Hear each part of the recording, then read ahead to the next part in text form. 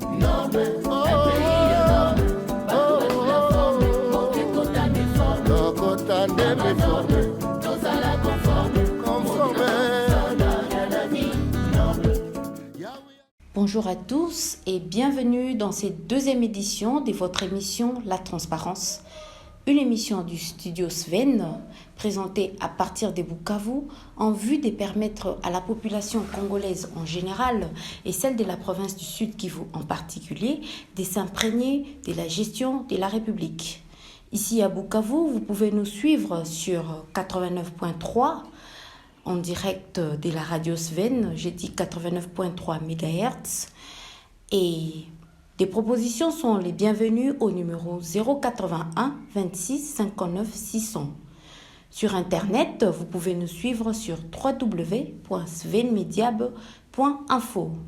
Pour cette deuxième édition, nous avons comme invité Maître Daniel Zendabila. Bonjour. Bonjour, Madame Judith Assina. Vous êtes secrétaire exécutif régional Afrique du réseau international pour l'accompagnement des victimes d'atrocités RIAVAT. De quoi s'agit-il exactement ? Merci pour la question et merci encore pour l'invitation dans votre émission La Transparence. Je suis très honoré de faire partie des personnes auxquelles vous avez pensé pour animer cette émission. En effet, le réseau international pour l'accompagnement des victimes d'atrocités, RIAVAT, c'est un réseau qui regroupe des organisations, qui regroupe des personnalités. Ces personnalités ont comme objectif commun l'attrait qui prennent à cœur les sorts des victimes.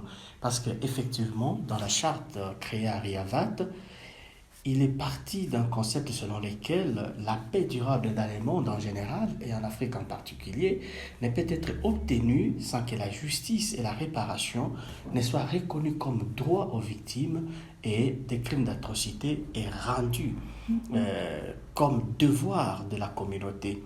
Et il y a beaucoup de personnalités dans le monde qui pensent la même chose que nous, à RIAVAT. C'est aussi le président centrafricain, Faustin Archange-Touadéra, qui l'a dit dans son discours de l'année passée, parce que son pays a aussi connu beaucoup d'affres de guerre, de criminalités qui ont fait beaucoup de victimes. Ainsi, il a déclaré à ceux qui douteraient encore, je tiens à les rassurer qu'il n'y a pas de paix possible si la dignité n'est pas rendue aux victimes. Pas de paix possible si nous n'accédons pas aux demandes des victimes. Pas de paix possible si la justice n'est pas au rendez-vous. Donc, les réseaux internationaux pour l'accompagnement des victimes visent à fédérer des forces, des gens de partout dans le monde, des organisations de partout dans le monde pour porter très haut les voix des victimes. Parce qu'il n'est pas normal que en République démocratique du Congo, on tue sous silence, qu'au Mali, on tue sous silence, qu'au Burkina Faso, on puisse tuer, et que partout dans le monde, on puisse tuer, sans qu'il n'y ait une organisation chargée de porter les cris de douleur de toutes ces personnes, de toutes ces victimes. Donc notre premier objectif, l'objectif pour créer cette organisation, c'est d'accompagner les victimes dans leur quête de justice, c'est d'accompagner les victimes dans leur quête de réparation, c'est d'accompagner les victimes dans leur restauration pour qu'ils puissent recouvrer leur dignité, recouvrer leur place dans la société et parvenir à ce qu'on appelle la résilience. Merci beaucoup, Maître Daniel. Je rappelle que vous nous suivez à Bukavu sur 89.3 MHz, la radio Sven, et sur Internet, il suffit de cliquer sur www.svenmediab.info. J'ai dit www.svenmediab, n'oubliez pas de mettre le b.info. Et notre numéro de contact, c'est les 081 26 59 600. Maître Daniel, vous nous avez parlé des justice et réparation. Aujourd'hui, dans le contexte de la République démocratique du Congo, nous allons parler du rapport Mapping. Le projet du rapport Mapping comprend une description de plus de 600 incidents des violences survenues sur les territoires de la République démocratique du Congo entre 1993 et juin 2003. Chacun de ces incidents révèle la perpétration des graves violations des droits de l'homme et droit international humanitaire.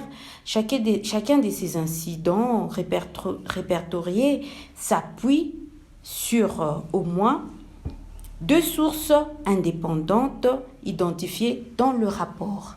Alors, qu'est-ce qu'on doit comprendre à travers ce rapport mapping? On parle souvent du rapport mapping depuis un certain temps. C'est le docteur Mukwege d'ailleurs qui a soulevé ce dossier du rapport mapping. De quoi s'agit-il? Merci Madame Judith Assina pour cette question combien pertinente. D'abord, les rapports mapping, pour moi, c'est un très grand travail de documentation. Vous savez, la documentation est la base de toute justice pour les victimes. Et là, les Nations Unies se sont mobilisées et ils ont fait un travail remarquable de documentation. Et cette documentation, c'est des documentations des crimes qui ont été commis. Et c'est là les noms mapping qui ont été cartographiés. Donc, on a ciblé, c'est une approche qui a consisté à cibler les violations des droits humains qui ont été commises dans certaines régions, zone par zone. Ainsi, ils ont répertorié par exemple tout ce qu'il y a eu comme violation des droits humains à Mwenga. Ils ont répertorié tout ce qu'il y a eu comme violation des droits humains dans la ville de Bukavu et dans beaucoup d'autres parties du pays. Et les mappings, parce que effectivement, on a fait une approche des zones, des régions dans lesquelles se sont commises ces graves violations des droits humains. Moi, personnellement, je suis très content de ces rapports parce que ça constitue, premièrement, un travail de documentation très fouillé. Et d'ailleurs, nous devrions encourager, pas seulement les Nations Unies, mais tout le monde, que nous puissions documenter les crimes, parce que le temps n'est pas notre meilleur ami.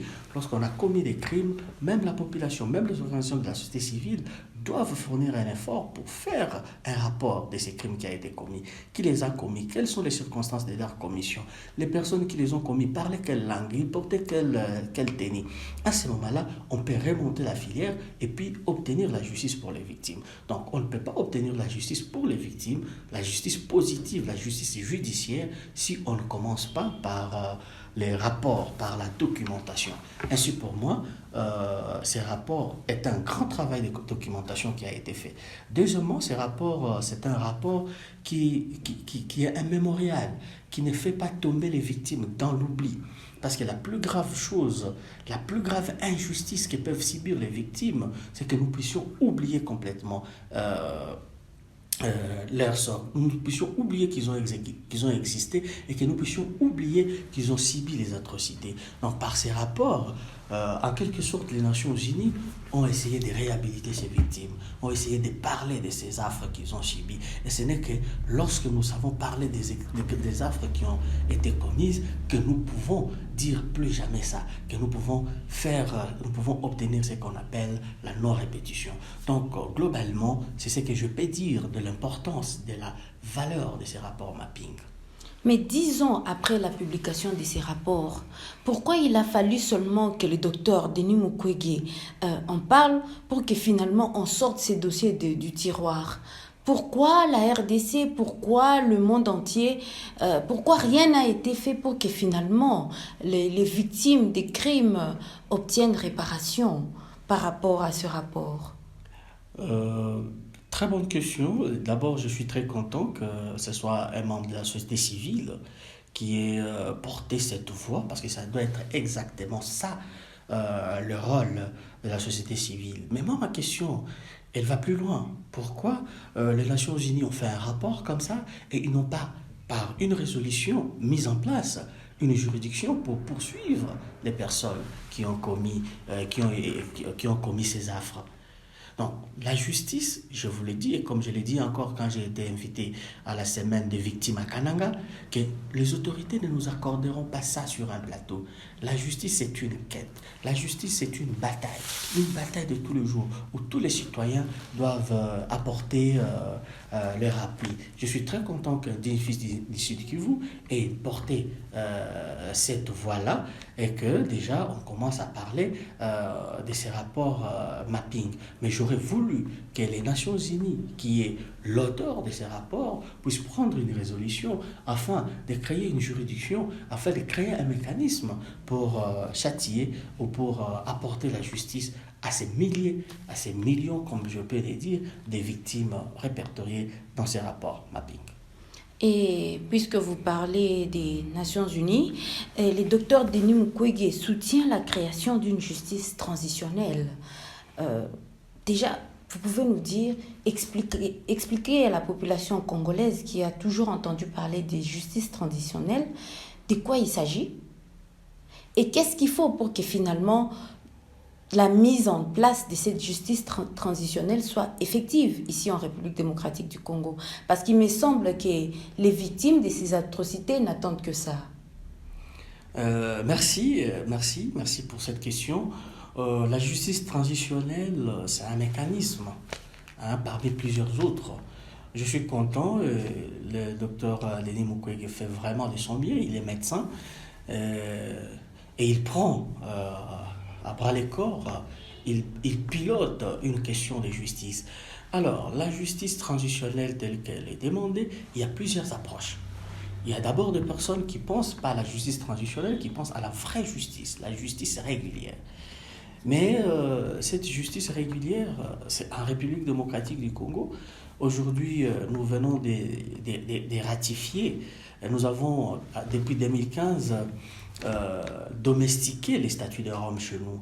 Ces statuts de Rome permettent à la République démocratique du Congo, aujourd'hui, aux juridictions congolaises, de poursuivre les personnes qui ont commis les crimes les plus graves, donc les crimes contre l'humanité, les crimes de génocide et les crimes de guerre.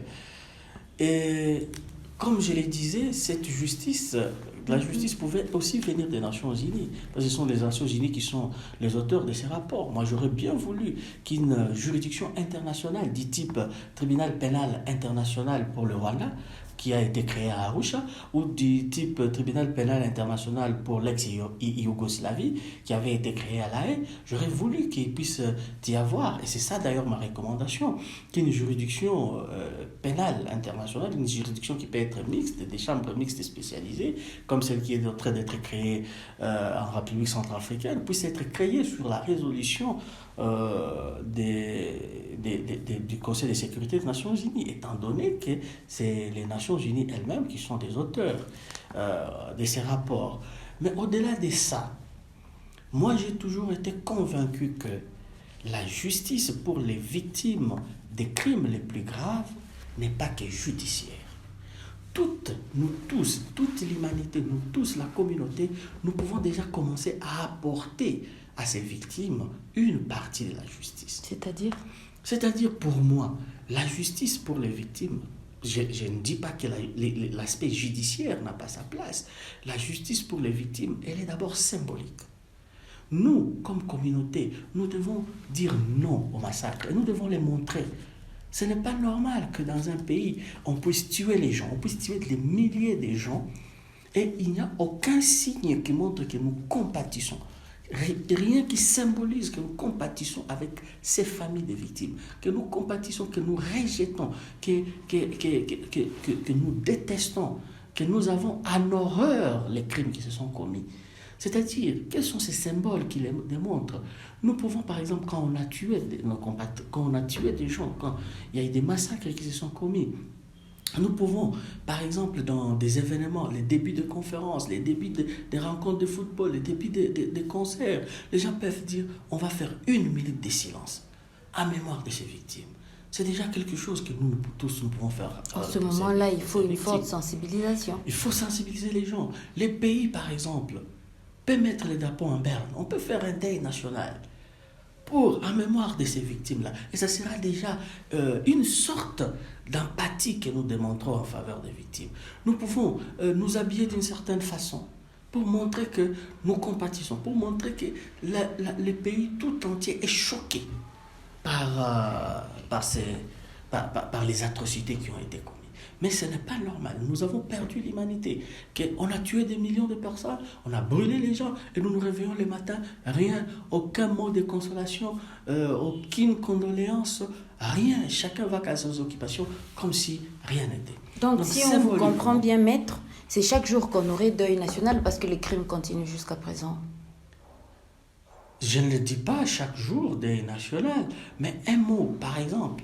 Je ne vois pas, moi, un président français qui est des Français soit tué et qui se taise.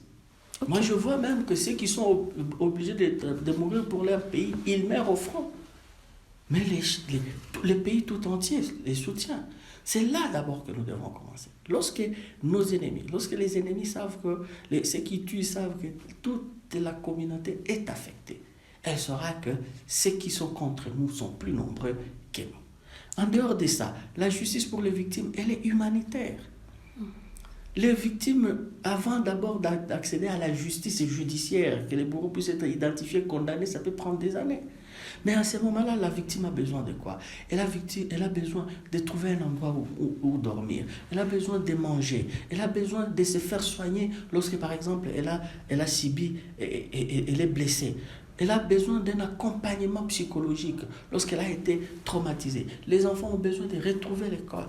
C'est aussi ça une justice. Elle est d'abord humanitaire. Et ça, la communauté est capable de le faire. Au lieu de demander des choses qui sont très loin. L'autre aspect de la justice, c'est la justice peut être aussi sociale. Nous devons éviter de stigmatiser. Il y a par exemple les enfants qui sont les femmes qui sont violées. Elles sont victimes, elles ne sont pas auteurs. Alors, nous devons les socialiser. Nous devons arrêter de les stigmatiser. Les enfants qui ont été enrôlés de force dans l'armée, nous devons arrêter de les stigmatiser parce qu'ils sont réellement des victimes. Et puis, nous devons aussi arriver à dire la vérité à ces personnes. Dire la vérité, c'est-à-dire les victimes ont besoin d'abord des circonstances, de connaître les circonstances de la mort de leurs frères. Okay. De leurs parents. Ils ont besoin de les savoir. Et cela rime avec le manque de négation. On ne doit pas faire de la négation. La négation est très, très, très mauvaise pour les victimes. Et que, par exemple, à Makobola, les gens ont été tués et que quelqu'un se réveille le matin et dit « Il n'y a jamais eu de massacre à Makobola ». Cette négation-là fait très mal. Mais c'est ça aussi le problème. On dit qu'il n'y a pas eu de tombes, il n'y a pas eu de traces. Voilà. Mais imaginez que quelqu'un qui a perdu femme, enfant, toute sa famille devant lui. Il y a des gens qui ont été brûlés ici sur la plaine de la Ruzizi. Et quelqu'un se réveille et dit « Il n'y a jamais eu. Ce crime n'a jamais été commis. » C'est comme si on remuait les couteaux sur la plaie de cette victime. C'est pourquoi, dans des pays comme le Rwanda, c'est érigé en infraction. La négation du génocide des Tutsis au Rwanda est érigée en infraction pénale. Parce qu'il n'y a rien de plus atroce que de nier l'avènement, de nier la cruauté qu'une communauté a subie. Maintenant, en dehors de tout ça, il y a beaucoup d'autres choses symboliques que nous pouvons faire. Nous pouvons ériger des monuments en faveur de ces victimes. Nous pouvons construire des écoles et nous donnons les noms de ces victimes. Et tout cela, nous pouvons ériger des mémorials, comme encore c'est fait au Rwanda, pour que les gens se souviennent que ces atrocités ne doivent plus revenir.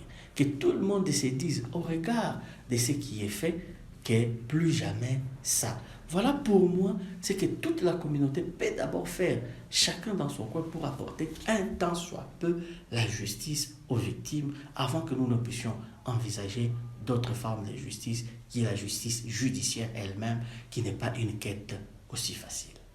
Ok, merci beaucoup Maître Daniel. Je rappelle ici que vous êtes secrétaire exécutif régional Afrique du réseau international pour l'accompagnement des victimes d'atrocités, RIAVAT en sigle.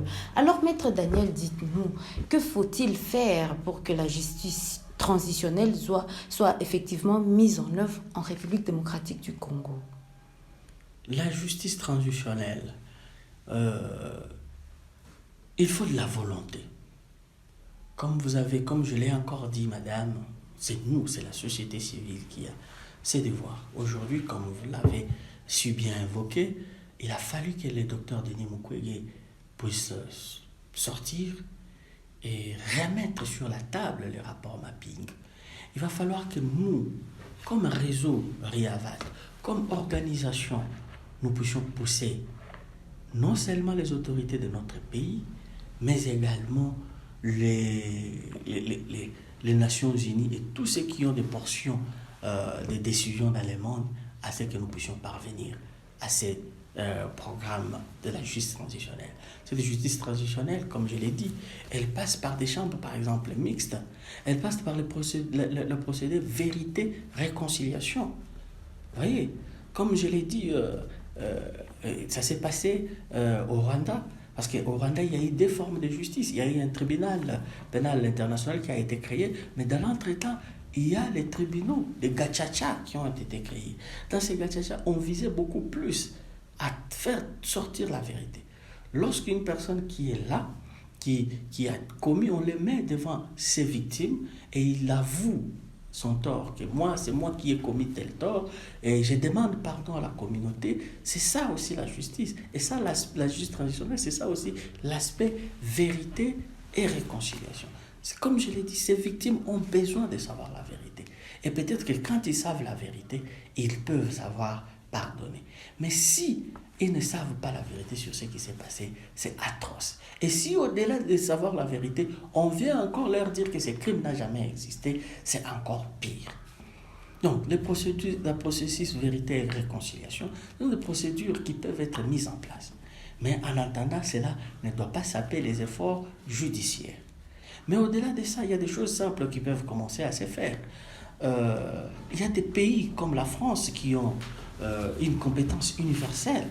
Ces pays-là peuvent déjà commencer à voir les gens qui ont de plus grandes responsabilités dans la commission de ces crimes et commencer soit à les poursuivre, soit à les sanctionner. C'est ici le lieu de me réjouir sur l'arrestation à Paris de M. Roger Lumbala. C'est sur base de cette compétence universelle qu'il a été arrêté. Et nous encourageons d'autres États qui ont cette compétence universelle, soit de commencer à infliger des sanctions. Ça peut être politique, ou à toutes ces personnes qui sont citées dans ces rapports mapping. Comme je l'ai dit, cette justice que nous voulons apporter aux victimes ne viendra que de nos concours à nous tous. Que ce soit les États, que ce soit les organisations de la société civile, que ce soit la justice elle-même. Parce que la justice de notre pays, on vient, comme je l'ai dit, de ratifier déjà. Et le président de la République passé, M. Joseph Kabila, avait déjà promulgué la loi de domestication des statuts des Roms. Cet instrument nous donne déjà à nos cours d'appel le pouvoir de juger des personnes poursuivies pour les crimes les plus graves. Donc, on peut arriver à apporter cette justice à ces victimes pourvu que toute la communauté puisse faire sa part. Mais la première obligation nous incombe. Nous, les gens de la société civile. C'est nous qui devons porter la voix de ces victimes. Vous savez, ces victimes, ce sont des gens brisés. Ces victimes, ce sont des gens que je vais dire affaiblis. Ils n'ont pas la voix, ils n'ont pas la capacité de porter elles-mêmes leur voix. C'est à nous de porter plus haut leur voix. C'est à nous d'aller chercher la justice, la réparation et même l'assistance en leur faveur. Oui, merci beaucoup, Maître Daniel. Vous dites que la société civile doit porter la voix des victimes. Et un peu plus loin, vous avez dit qu'il faut un esprit de vérité et de réconciliation. N'est-ce pas ça le problème du rapport mapping? Parce que les noms des présumés auteurs ne figurent pas sur le rapport. Alors, comment doit-on connaître ces présumés auteurs? Pourquoi on a caché les noms de ces auteurs? Vous savez, la procédure inquisitoire dans une enquête judiciaire, c'est normal qu'on puisse, mais ça ne veut pas dire que les noms n'existent pas. Ces personnes existent. Et les personnes qui portaient les plus grandes responsabilités, moi je ne dis pas ici que ce sont les personnes qui portaient les plus grandes responsabilités qui doivent aller dans la vérité. Ils peuvent y aller s'ils le veulent. Moi je pense que ces personnes-là qui portaient les plus grandes responsabilités doivent faire face à la vraie justice. Et que les autres, il y a des gens qui sont là. Il y a des militaires, il y a des ex-combattants de groupes armés qui ont perpétré, qui ont exécuté ces crimes-là. Ils existent. Et la communauté, elle est là. Les familles des victimes sont là. Si ces gens-là venaient, qu'on organisait, par exemple, pour le crime de Makobola, les gens qui étaient là, ils arrivaient devant cette communauté. Ça s'est passé sous d'autres sièges, je viens de vous le dire, au Rwanda, qu'ils avouaient que c'est nous qui avons fait ceci, c'est nous qui avons fait ceci. Et nous vous présentons nos excuses. Je suis persuadé que ces victimes-là auront la force de pardonner et que la société, la réconciliation ne peut passer que par là. Mais j'attends encore beaucoup de gens qui continuent à nier l'existence de ces crimes. C'est ce qui est grave. Et c'est ce qui est un obstacle majeur pour l'aboutissement de cette procédure, de ce processus de vérité et réconciliation. Et si ces gens qui sont des bourreaux ne parviennent, des ex-bourreaux, ne parviennent pas à avouer, à dire la vérité aux gens, les victimes également ne sauront les pardonner. Et nous allons rester dans un cercle infernal de la vengeance privée. Et la paix est très loin de notre région si nous ne nous asseyons pas, si nous ne parvenons pas à dire la vérité sur ce qui s'est passé. Et que les gens qui ont de plus lourdes responsabilités puissent payer, puissent répondre de leurs actes. Mais au-delà de tout ça, vous ne voyez pas que nous sommes face au facteur temps. Le temps avance, Maître Daniel, et les victimes ne sont toujours pas remis dans leurs droits, et je crois qu'ils risquent de mourir sans recouvrer la justice. Comment ça va se passer? C'est ce que j'ai toujours dit. J'ai toujours dit, moi, que la justice pour les victimes n'est pas que judiciaire. La justice judiciaire prend du temps. Je vais vous parler de la situation en République centrafricaine. Oui. Les troupes du MLC sont arrivés en République centrafricaine et ils ont violé, ils ont tué et on a envoyé Jean-Pierre Bemba à la CPI. Mais plus de 10 ans après, la justice judiciaire n'a pas pu, parce que la justice judiciaire répond à des normes strictes de procédure qui n'ont pas pu être réunies pour que M. Jean-Pierre Bemba puisse être condamné. Mais quel a été le sort de tous ces milliers de victimes qui n'avaient que les yeux rivés à la haie? C'est pourquoi moi j'insiste sur d'autres mécanismes. Lesquels? Les mécanismes que je venais de citer ici. Il y a des mécanismes. Par exemple, la Cour pénale internationale a les fonds au profit des victimes. Et ces fonds au profit des victimes a la partie assistance. Et il y a également la partie réparation. Bien que les victimes centrafricaines n'ont pas bénéficié de la partie réparation, parce que Jean-Pierre Bemba n'a pas été condamné, mais ils ont quand même bénéficié et ils vont bénéficier de la partie assistance. Okay. Vous voyez? Donc, nous aussi, je ne vois pas comment, en République démocratique du Congo, on ne peut pas d'abord, en entendant toutes ces démarches-là, commencer à apporter une assistance à ces personnes qui ont tout perdu. Voilà pourquoi le modèle de Dr Denis Mukwege, c'est un modèle qui passionne aujourd'hui. Il n'a pas attendu que les bourreaux soient d'abord condamnés avant de traiter les femmes. Il les traite d'abord. Il fait un suivi holistique. Il les traite sur le plan dans leur chair. Il les traite sur le plan psychologique. Et les réinsère dans la société. C'est déjà ça, la justice c'est déjà ça une grande partie de la justice pour les victimes. Les gens ont perdu leur maison, par exemple, sur la plaine de la Ruzizi, brûlés, tués. D'abord, avant que nous puissions arriver à attraper les bourreaux, les traduire en justice, ils viendront aussi avec leurs avocats. Et ce n'est pas évident qu'ils soient condamnés, que la communauté, que l'État puisse d'abord leur apporter une assistance. Mais que faut-il faire pour obtenir ce fonds-là au profit des victimes? La République démocratique du Congo, comme je l'ai dit, a déjà promulgué la loi de domestication des statuts de Rome. Oui. Et la loi de domestication des statuts de Rome, dans les statuts de Rome, il y a les fonds au profit des victimes. La République démocratique du Congo, à mon avis, parce qu'aucun État ne peut pas ne pas être responsable civilement des actes d'atrocité qu'a subi sa population.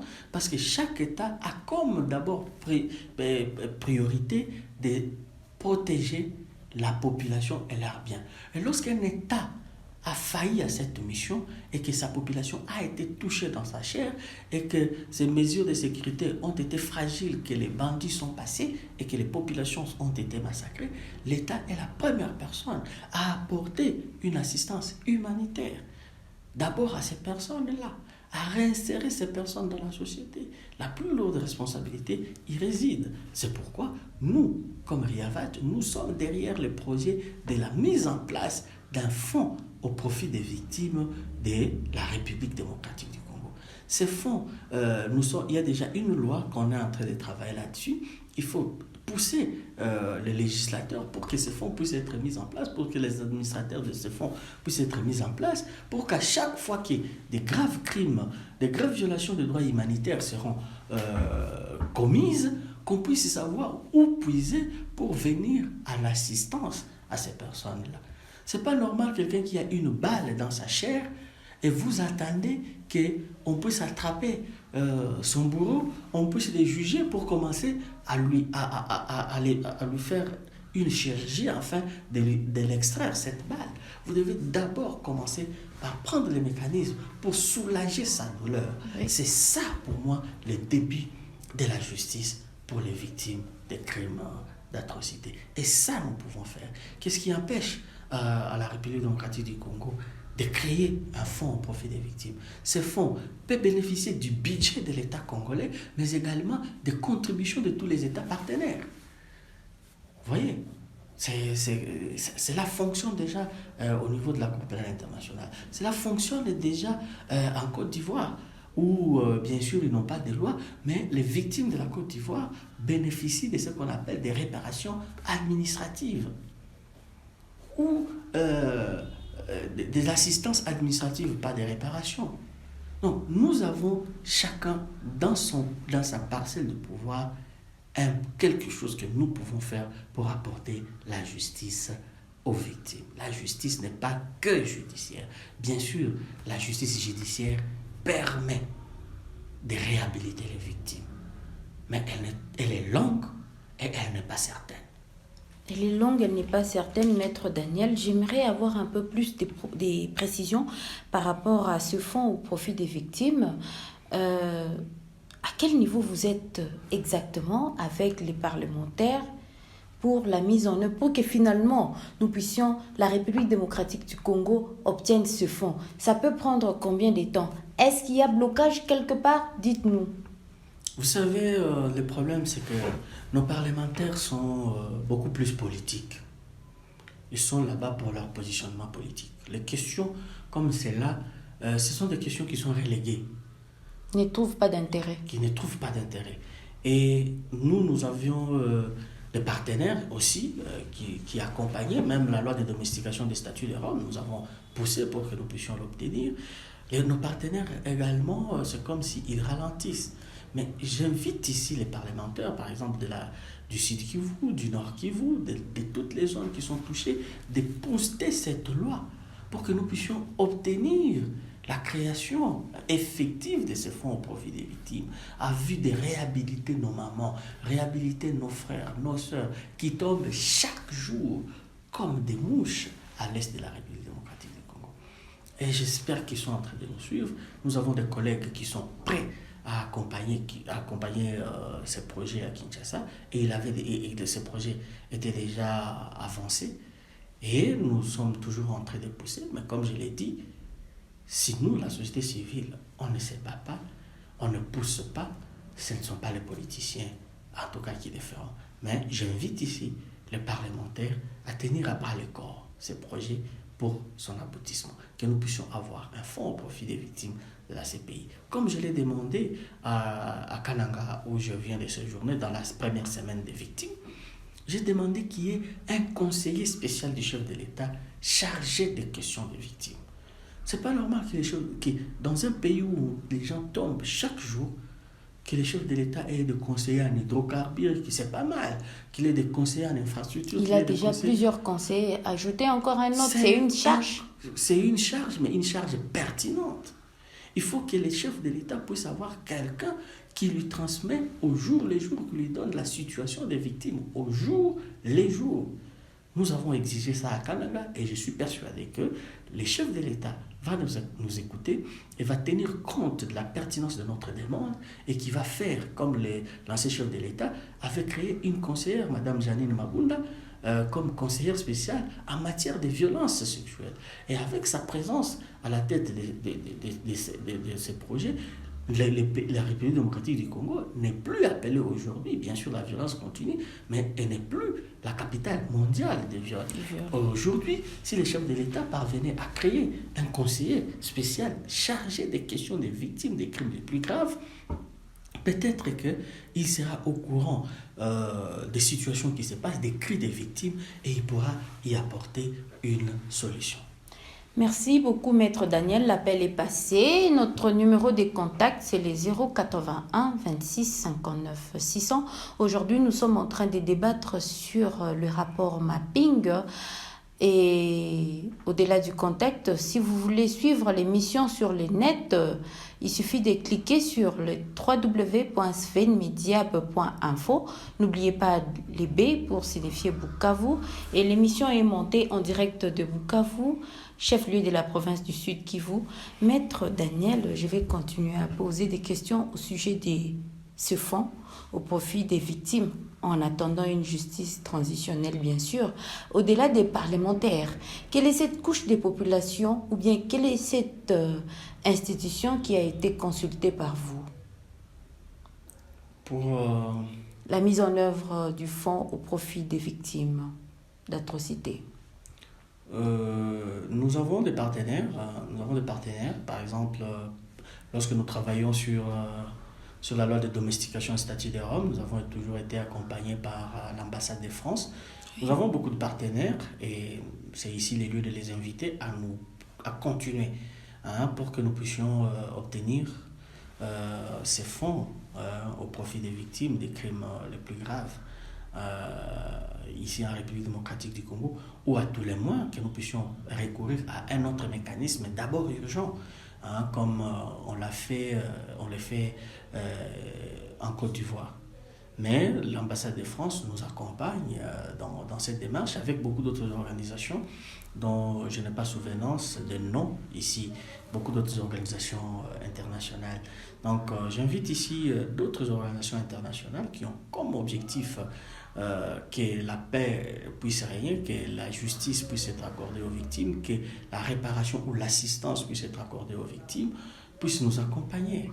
Parce que nous avons toujours ces cercles vicieux auxquels nous nous retrouvons. Et je ne dis pas que 0 bourreaux n'ont jamais été condamnés. En République démocratique du Congo, la justice condamne chaque jour, chaque mois ou chaque année des personnes pour des crimes les plus graves. Mais c'est au niveau de la réparation que cela pose problème. Okay. Parce que vous allez faire tout un procès pour les violences sexuelles, par exemple, les auteurs sont découverts, ils sont condamnés, et puis les dommages et intérêts, ils sont condamnés aussi au versement des dommages et intérêts, mais c'est là que ça bloque. Oui. Rien ne vient à la suite. C'est ce qui décourage énormément les victimes. Mais si aujourd'hui nous avions un fonds, ce fonds-là jouerait les rôles des réparations.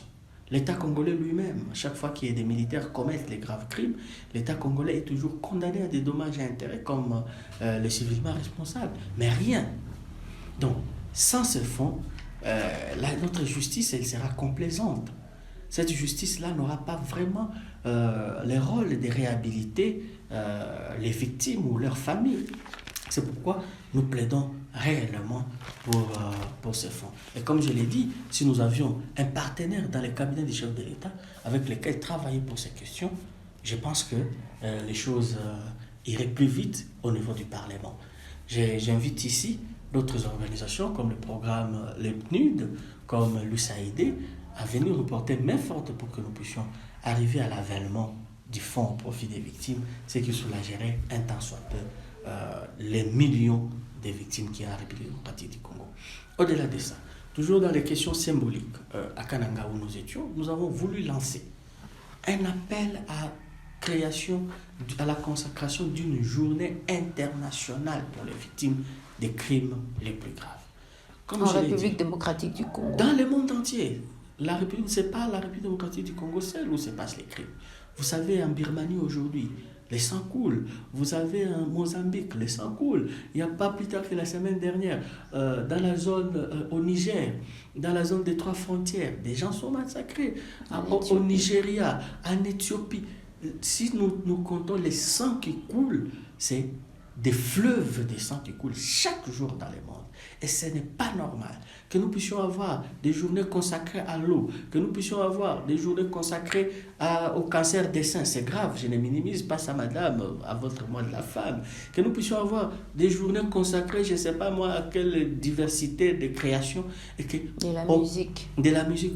Qu'aucune journée ne puisse être consacrée pour les victimes des crimes les plus graves. Pour que le monde s'asseye et prenne les mécanismes, étudie les mécanismes pour que cessent à jamais les crimes. Parce que celle qui rassure beaucoup plus les victimes, au-delà de tout, c'est la non-répétition. La victime, vous pouvez beau condamner son bourreau, vous pouvez bien lui apporter, je ne sais pas, lui réhabiliter sa maison, vous pouvez bien lui redonner son travail, lui faire une chirurgie pour qu'il n'ait plus mal. Mais si vous ne lui garantissez pas la non-répétition, la victime sera toujours perplexe, elle sera toujours dubitative, elle sera toujours craintive. C'est pourquoi, si nous consacrons une journée internationale pour seulement réfléchir, que le monde puisse réfléchir sur le sort des victimes, je suis persuadé que nous pouvons parvenir à la non-répétition. Je suis vraiment désolé. Si je suis en train d'être suivi parce que nous avons commencé déjà cela en République démocratique du Congo, ici chez nous en République démocratique du Congo, nous pouvons consacrer une journée pour les victimes. Pour vous les femmes, on consacre, c'était d'abord une journée, mais c'est un mois aujourd'hui, mois de la femme. Mais j'aurais aimé qu'ici en République démocratique du Congo, on puisse consacrer aussi un mois d'abord pour les victimes, où nous nous asseyons comme société, comme communauté, comme peuple, comme humain. Comme humain, voilà. Parce que comme on a toujours dit, les crimes les plus graves, les crimes internationaux, heurtent la conscience humanitaire. Tout celui qui est humain doit s'asseoir pour que cesse ça. Je vais vous faire rire dans les groupes WhatsApp Riavat. J'ai posté une vidéo où on était en train de massacrer en pleine rue. Une dame blanche s'est évanouie et elle a quitté le groupe. Pourquoi? Parce que en tant qu'humaine, elle a été choquée. C'est inacceptable. Elle a été choquée. Et ici en RDC, on a comme l'impression que les crimes sont banalisés. C'est pourquoi nous, à Riavat, on veut lancer le mouvement de détourner par les regards. Moi, j'aurais aimé qu'on compile toutes ces vidéos ou qu'on mette nos chefs là-bas, nos dirigeants là-bas, regarder jusqu'à la fin toutes ces vidéos. Qu'on mette toutes les autorités, ceux qui ont des portions de décision dans les mondes, qu'on les mette, qu'on leur dise, regardez jusqu'à la fin. Peut-être qu'ils ne voient pas. C'est pourquoi ils minimisent. Pour les conscientiser. Voilà. Mais s'ils regardaient jusqu'à la fin, comment les bébés sont décapités, comment les bébés sont éventrés, comment les gens sont violés avec des bâtons, peut-être qu'à la sortie de cette séance vidéo macabre, ils prendront conscience que nous devons changer les choses. C'est pourquoi moi je tiens, et nous avons encore dit ça à Kananga, la première semaine des victimes, qu'une journée, ou ici chez nous, qu'un mois tout entier, ici chez nous, un mois, pour que nous parlions des questions des victimes, pour que nous puissions étudier les pistes pour que nous améliorons les conditions des victimes, et surtout pour que nous puissions obtenir la non-répétition en faveur des victimes. Et aux Nations Unies, de consacrer une journée internationale seulement consacrée aux victimes. C'est une campagne que nous allons commencer et nous sommes persuadés que nous n'allons pas reculer, nous allons devoir obtenir cela. Et ce sera notre modeste contribution pour les victimes qui sont éparpillées partout dans le monde. Et je l'ai dit, ce n'est pas seulement en République démocratique du Congo. Si le secrétaire général des Nations Unies est en train de nous suivre, le monde n'a jamais versé autant de sang que ces jours ici. Pendant ces 10 dernières années. Oui, aucun continent n'est épargné. Mais Ok. l'Afrique, c'est encore plus pire. Et en RDC, n'en parlons pas. Maître, nous avançons lentement mais sûrement vers la fin de notre émission, la transparence. Que faut-il faire pour que les recommandations du rapport mapping soient mises en œuvre? Je crois, les Nations Unies elles-mêmes ont, comme je l'ai dit, ce pouvoir-là de créer des juridictions internationales, comme elle a créé le tribunal pénal international pour le Rwanda. Le Conseil de sécurité des Nations Unies peut aussi créer un tribunal comme ça. Les pays qui ont des compétences universelles peuvent déjà se saisir de ces rapports, et je félicite ici la France qui, sur base de ces rapports, a procédé à l'arrestation de M. Roger Lumbala, que d'autres pays et d'autres États qui ont la compétence universelle puissent emboîter les pas à la France, que d'autres pays aussi, la République démocratique du Congo aujourd'hui, qui a ratifié et qui a promulgué la loi de domestication des statuts de Rome, puisse à son tour poursuivre certains criminels sur base de cette loi de domestication des statuts de Rome, que les auteurs, ceux qui ont commis ces crimes puissent se prêter au processus vérité et réconciliation, parce que nous sommes... Ceux qui ont commis ces crimes, ils feront comment? Oui, ils existent. Il y a par exemple, à l'époque où il y a eu des graves crimes, beaucoup de gens étaient des Kadogos, c'était des enfants qui n'ont aucune responsabilité. Ils peuvent venir, et cela doit être organisé, c'est l'État ou d'autres partenaires qui peuvent financer cela. C'est prêter au processus vérité et réconciliation, que ces gens viennent, ils peuvent dire la vérité aux gens, et que la communauté victime, la communauté affectée peut toujours accorder les pardons, et c'est par là qu'elle peut passer la paix. Le pardon n'exclut pas la justice. Oui, pour les gens qui ont de plus grandes responsabilités, la justice est obligatoire, que ce soit, comme je l'ai dit, une justice internationale, que ce soit par les biais des États qui ont des compétences universelles, que ce soit par notre gouvernement lui-même qui a notre justice elle-même qui est forte maintenant de la loi de domestication de statut de Rome. Mais c'est nous, la société civile, qui avons un très grand rôle à jouer. Okay. Nous devons porter cette voix, nous devons exiger, nous ne devons pas nous taire.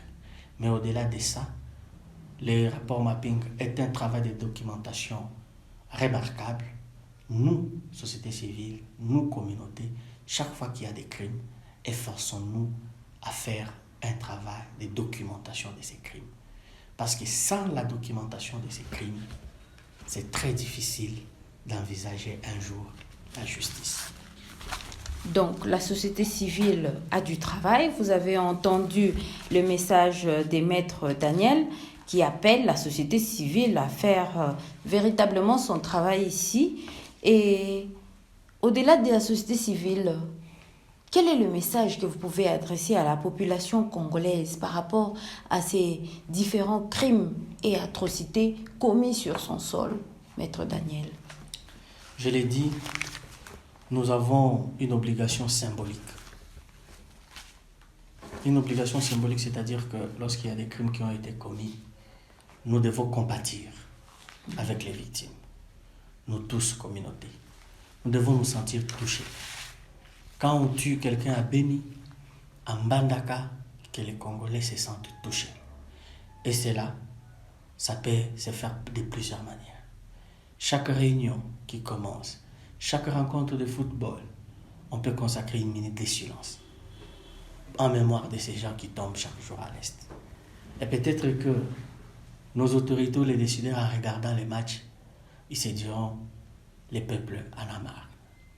Nous pouvons être humanitaires. C'est ici le lieu d'encourager toutes ces familles d'accueil où ces gens fuient cette solidarité africaine, ces gens qui partagent avec eux leur pain, Oui. ces gens qui partagent avec eux leur lit, ces gens qui partagent avec eux ne serait-ce que leur assiette, ils viennent déjà en aide sur le plan humanitaire à toutes ces personnes, à toutes ces familles de victimes. D'autre part, les gens, nous pouvons aussi les intégrer socialement. Nous devons éviter de les discriminer. Une victime de violence sexuelle n'est pas l'auteur, elle n'a pas voulu cela. Nous devons la socialiser, nous devons la réintégrer dans la société, nous devons l'accepter. Les enfants qui ont été enrôlés dans les conflits armés ne doivent pas être rejetés, ne doivent pas être discriminés parce que c'est avant tout des victimes et non des auteurs. Mais nous devons surtout éviter de nier, nous devons éviter de minimiser ou de nier l'existence des crimes. Cela fait très mal aux victimes. C'est comme si on essayait de retourner les couteaux sur la plaie. Voilà, en quelque sorte, nous pouvons aussi ériger des monuments. Nous pouvons ériger, à Kananga, nous venons d'assister à la création d'un mémorial, à la construction d'un mémorial dédié aux victimes des effets Kamina Sampo. Oui. Les gens peuvent aller se recueillir là-bas. Les gens peuvent aller et voir de leurs yeux ce que c'est l'effet Kamina Sampo a fait dans cette région. Et que tout le monde se dira en voyant cela, plus jamais ça. Nous pouvons nous organiser pour construire des mémorials, pour construire, je ne sais pas, des sites pour que nous ne puissions pas oublier ces victimes. Merci, Maître Daniel Zendabila. Vous avez suivi comme moi qu'il faut éviter de nier les faits de ces crimes qui se sont perpétrés en République démocratique du Congo, excusez-moi. Et c'est par cette note que nous mettons fin à cette émission. L'invité d'aujourd'hui était secrétaire exécutif régional Afrique du réseau international pour l'accompagnement des victimes d'atrocités. Avec lui, nous avons parlé du rapport mapping. Merci beaucoup, Maître Daniel Zendabila, d'avoir participé à notre émission, Maître Daniel. Merci Madame Judith Assina pour votre invitation. J'espère que ça ne sera pas la dernière. Et lancer un débat sur les victimes, lancer un débat sur la justice, c'est quelque chose de pertinent et je vous souhaite plein succès dans ce genre d'émission. Pour vos questions et propositions, veuillez nous contacter au 081 26 59 600 et continuez de nous suivre sur 89.3, la radio Sven en direct de Bukavu. Merci à tous et à toutes. Au revoir et à la prochaine. Un pays de